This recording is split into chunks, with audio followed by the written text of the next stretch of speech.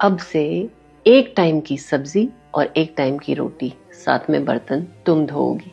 अब तुम ये डिसाइड कर लो कि वो तुम दोपहर को करना चाहती हो या तुम वो रात को करोगी। अब देखिए, माँ ने शुरू से ही हमें छोटी उम्र में ही काम में लगा दिया। कहते हैं ना कि हर चीज की शिक्षा घर से ही शुरू होती है। जैसा आपको सिखाया जाता है आप वैसे ही करने लग जाते हो।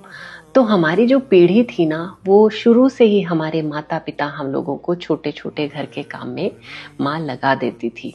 और यही कारण था कि हम जब अपने नए घर जाते थे तो हमें इतनी कोई तकलीफ कभी महसूस नहीं हुई और हम हर काम को सरलता से कर लेते थे। लेकिन हमारी जो पीढ़ी है उसने थोड़ी सी गलती कर दी। हम लोगों ने जितना काम किया ना छोटी उम्र में, हमने सोचा कि हम लोग इतना करते थे, क्यों हम अपने बच्चों को पढ़ाएंगे लिखाएंगे, उनसे हम घर के काम नहीं करवाएंगे। और यही हमारी सबसे बड़ी भूल हो गई। हमने अपने बच्चों से बिल्कुल काम नहीं करवाया और नतीजा ये हुआ कि हमारे बच्चों को इतने बड़े होने तक भी कोई काम नहीं आता है। हमने हमारे बच्चों के लिए वो सब किया जो शायद हमें नहीं करना चाहिए था। हम लोगों ने उनकी सिर्फ ज़रूरतें ही पूरी नहीं की, बल्कि हद से ज़्यादा पूरी की। हमने ये सोचा कि हम लोगों को ये सब कुछ नहीं मिला तो हम अपने बच्चों को वो सारी चीज़ें प्रोवाइड करते चले गए जिनका हमारे बच्चों ने नाजायज़ फ़ायदा उठाया।